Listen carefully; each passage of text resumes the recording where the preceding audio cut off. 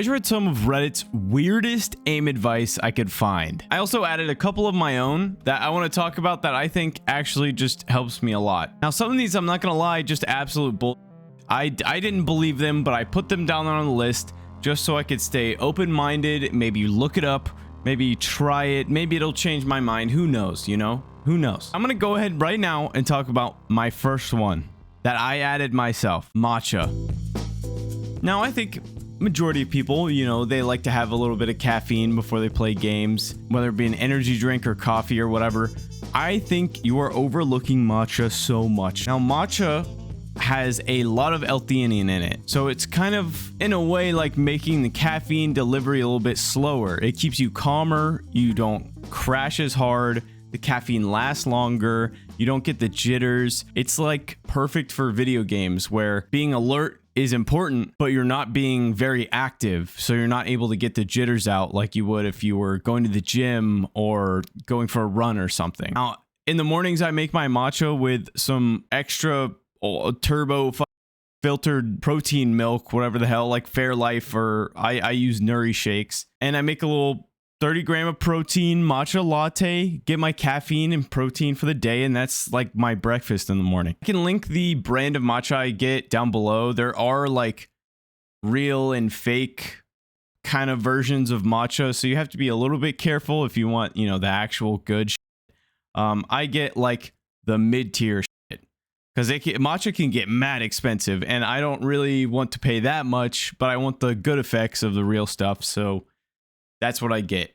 I'm not a matcha expert or connoisseur. I just, you know, pick up what I get and then I make it.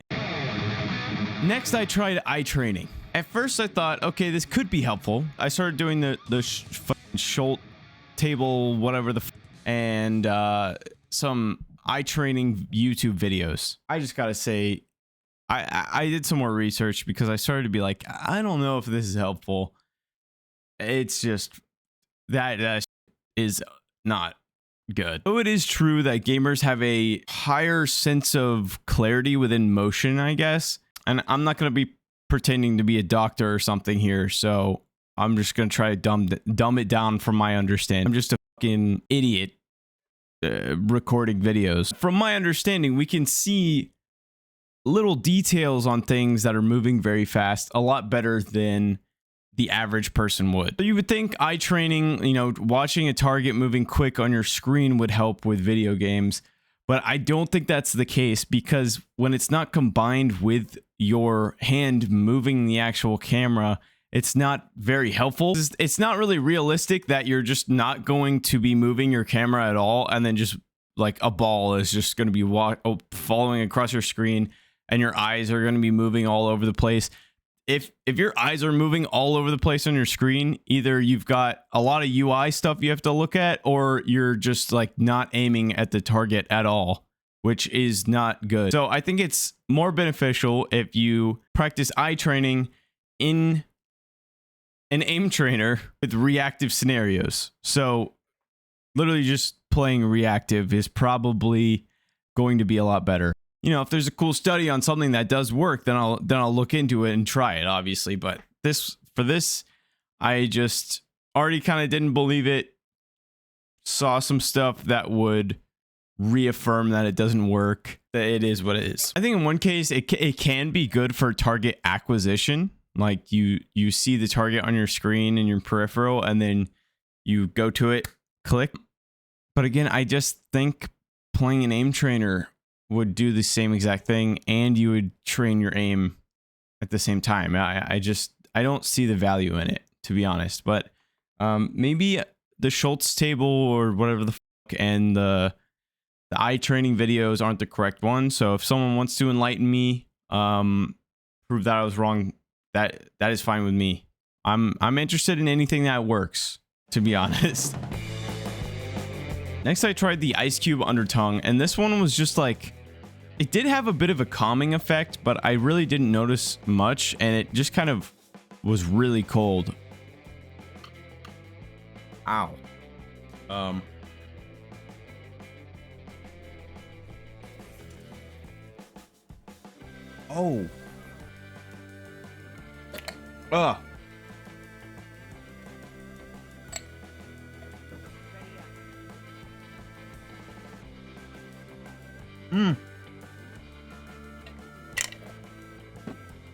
Oh. Jesus. Somebody's looking at us. Oh, that's cold. From my understanding, it is supposed to calm you down a little bit, kind of reduce the shakiness in your hands, or just help you not be in a state of panic. For me, sometimes when you're playing Apex, you know, the whole game rides on you killing this one guy and 1v1ing. I could feel myself getting very, very tense, very fucking anxious because, you know, everything's riding on me, right? So I think in this case, it did help a little bit with that.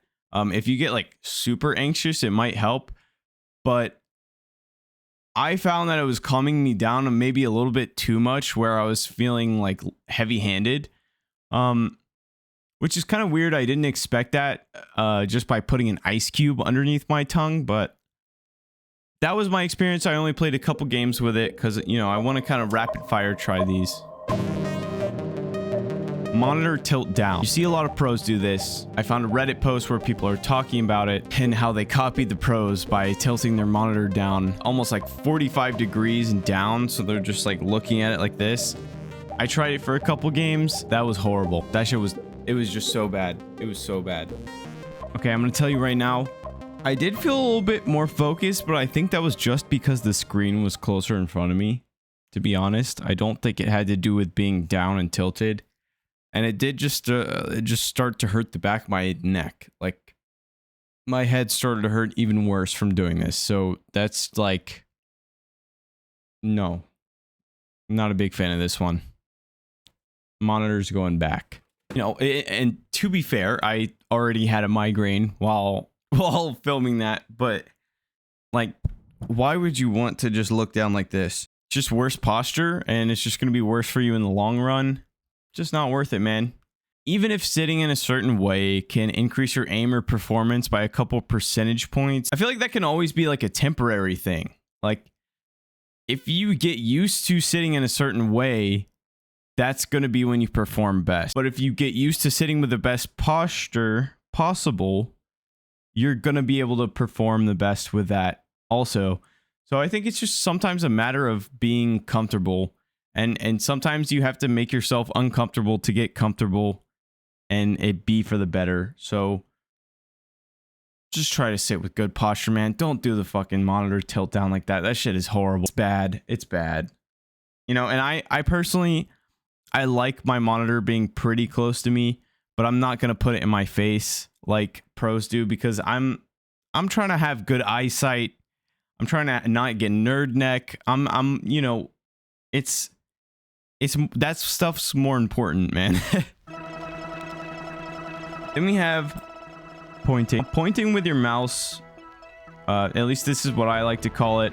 I've heard this before. I can't remember who was talking about this, but pretty much using your index finger to feel like you are pointing at the target at all times. This is surprisingly super helpful. I think if you're someone like me who tends to think about their hand gripping the mouse and moving the mouse way too much while they're aiming, I think this can be super helpful. I'm thinking about pointing my index finger and kind of constantly pointing at the target. That shit works, man. It turns you thinking about your hand into thinking about your index finger.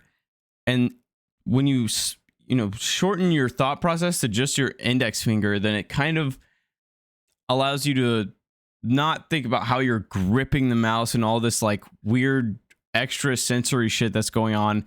It's just you pointing at the target, and that kind of makes you focused on the game more than your hand in a weird way. I know that sounds super weird, but since you're focused on pointing at the target, it makes the mouse feel like an extension of your hand, and you focus less on how you're gripping the mouse. Now, that might sound really fucking weird, but I promise, just try it, and I think you'll know what I mean.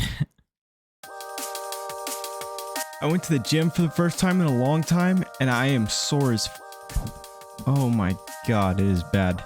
Okay, we are trying no crosshair. We'll see how this goes. So apparently you are able to focus more on the target when your crosshair is just not there at all. Really don't know if that's going to work, but we'll see. Okay, for no crosshair, I think this can be helpful in certain situations. I think, you know, I'm not going to tell you to just go ahead and add this to your practicing and constantly use this. I would say big maybe, big if you think you're maybe having a day where you're having trouble with like speed estimations or something, I would do like a couple rounds of this or something. Like maybe try this. I don't think it's like gonna make a big difference, but you know, if you're having a day where you're like lagging behind a target and you're doing this weird like jitter thing where you're over flicking, all your speed estimations are wrong, you're thinking it's faster than it is, and then you know, then you have to flick backwards and then continue. If you're doing all that funny shit, maybe give this a shot, because when I was doing this, my first couple of runs, I started to notice that, like, look, even if you aren't on target, like, even if you're like here, whatever, if you're just tracking the speed of the target, you kind of get the feel of what it should be like while you're moving. So even if you're off target like a couple millimeters, it's, I guess, good to practice your speed. And then that way, you know, you can go back in here, turn on your crosshair, and maybe your speed estimations will be a little bit better. I don't know, maybe worth a shot. I'd give it an okay rating. Okay-ish rating. All this to kind of say, although I love these little tips like this, I think they're all just kind of a distraction. And it's distracting you from sitting down and doing the actual improvement process where you figure out what you're doing wrong and fix it. So getting stuck up on these little weird little tricks to try to get a 1% gain, you could just be practicing to get better. And you know, again, I do love these little random tricks because sometimes I have found some that have worked and helped me a lot. But practice is the best, man. I don't know. If you guys know any of these that are actually really helpful and a lot better, let me know in the comments and I'll do another video and try some more, because I do want to find some that actually work. I want to make a video on good ones too. I think this video is a good reminder that a lot of these things you see maybe can help you 1%, 2%. But actually practicing and learning how to get better is just the ultimate important thing you could do. Dog is barking, but all right, bye-bye.